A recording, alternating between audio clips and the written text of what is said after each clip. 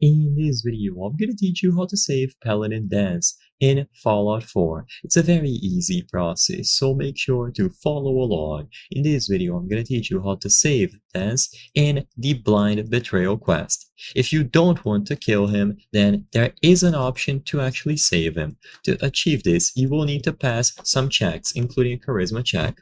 So during the quest, eventually you will have the opportunity to speak to him in order to decide what you are going to do. So, for this, locate him and confront him inside of the bunker. You will have a conversation where he acknowledges his synth nature and believes he should be executed. When you are given the option, choose to not kill. So obviously, you need to choose the option to not kill Danse. After this, you need to pass a speech check. You will have several dialogue options to convince Danse that he deserves to live. So you must choose options like Maxon's wrong, so I'm gonna note it down here. Choosing the option Maxon's wrong is a good step towards this check. You can also choose options like losing a friend.